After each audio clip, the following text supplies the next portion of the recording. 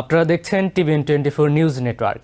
সবশেষ আপডেটে স্বাগত জানাচ্ছি আমি মোহাম্মদ তৌহিদুজ্জামান। যুদ্ধক্ষেত্রে এখন শুধু ক্ষেপণাস্ত্র, ড্রোন বা স্যাটেলাইট তথ্যের উৎস নয়, একজন সেনার হাতে থাকা একটি স্মার্টফোনও প্রতিপক্ষের জন্য মূল্যবান গোয়েন্দা তথ্যের উৎস হয়ে উঠতে পারে। সেই আশঙ্কা থেকেই মধ্যপ্রাচ্যে মোতায়েন আমেরিকান সেনাদের জন্য নতুন নিরাপত্তা ব্যবস্থা বিবেচনা করছে পেন্টাগন।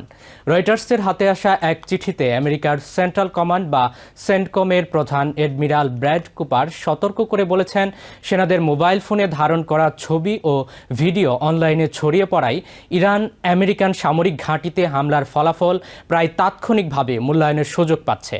এমনকি কিছু ঘাঁটিতে সেনাদের কাছ থেকে মোবাইল ফোন সাময়িকভাবে জব্দ করার প্রস্তুতিও চলছে বলে জানিয়েছে একাধিক সূত্র। অ্যাডমিরাল কুপারের ভাষায়, উন্মুক্ত উৎসে ছড়িয়ে পড়া ছবি, ভিডিও এবং সংবাদ প্রতিবেদন ইরানকে এমন তথ্য দিচ্ছে যা যুদ্ধক্ষেত্রে সাধারণত সহজে পাওয়া সম্ভব নয়। ইলেকট্রনিক জ্যামিং ও অন্যান্য প্রতিরোধমূলক ব্যবস্থার কারণে ক্ষেপণাস্ত্র লক্ষ্যবস্তুতে আঘাত হেনেছে কিনা তা অনেক সময় হামলাকারী পক্ষ নিশ্চিত হতে পারে না। কিন্তু কোনো সেনা যদি বাংকারে আশ্রয় নেওয়ার ভিডিও প্রকাশ করেন কিংবা কোনো সংবাদ মাধ্যম হামলার পর ক্ষয়ক্ষতির বিস্তারিত তুলে ধরে, তাহলে সেই তথ্যই ইরানের জন্য কার্যত ব্যাটেল ড্যামেজ অ্যাসেসমেন্ট বা হামলার সফলতা মূল্যায়নের কাজ করে দেয়। এই উদ্বেগের পেছনে রয়েছে সাম্প্রতিক একটি ঘটনা। চলতি মাসে জর্ডানের মুয়াফাক সালতি বিমান ঘাঁটিতে ইরানের ক্ষেপণাস্ত্র ড্রোন হামলার সময় এক আমেরিকান সেনা মেটার স্মার্ট গ্লাস ব্যবহার করে ভিডিও ধারণ করেন। পরে সেটি ইনস্টাগ্রামে প্রকাশিত হয়। ভিডিওতে সেনাদের কোন পথে বাংকারে যেতে হয়েছে, কোথায় আশ্রয় নেওয়া হয়েছে এবং হামলার সময় ঘাঁটির পরিস্থিতি কেমন ছিল, এসব তথ্য স্পষ্টভাবে দেখা যায়। কুপার তার চিঠিতে এই ঘটনাকে অপারেশনাল নিরাপত্তার জন্য গুরুতর ঝুঁকি হিসেবে উল্লেখ করেছেন। এই পরিস্থিতিতে জর্ডানে মোতায়েন কিছু সেনাকে আগামী কয়েকদিনের মধ্যে মোবাইল ফোন জমা দেওয়ার নির্দেশ দেওয়া হতে পারে বলে রয়টার্সকে জানিয়েছেন বিষয়টি সম্পর্কে অবগত দুটি সূত্র। আরেকটি সূত্র বলেছে, পুরো মধ্যপ্রাচ্য জুড়েই এমন পদক্ষেপ বিবেচনায় রয়েছে, যদিও এখনও চূড়ান্ত সিদ্ধান্ত হয়নি।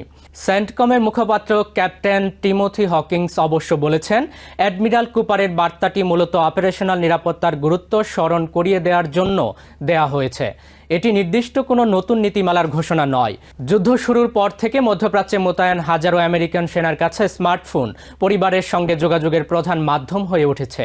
দূরে থাকা স্বজনদের কাছে তারা নিরাপদ থাকার খবর পাঠান, ভিডিও কলে কথা বলেন। ফলে ফোন ব্যবহারের সম্ভাব্য কড়াকড়ির খবর অনেক পরিবারের মধ্যেই নতুন উদ্বেগ তৈরি করেছে। কারণ ইতোমধ্যে ইরানে বিভিন্ন হামলায় অন্তত 18 জন আমেরিকান সেনা নিহত এবং 600-এর বেশি আহত হয়েছেন বলে রয়টার্স জানিয়েছে। এই ক্ষয়ক্ষতি আমেরিকার ভেতরেও যুদ্ধ নিয়ে বিতর্ক আরও বাড়িয়েছে।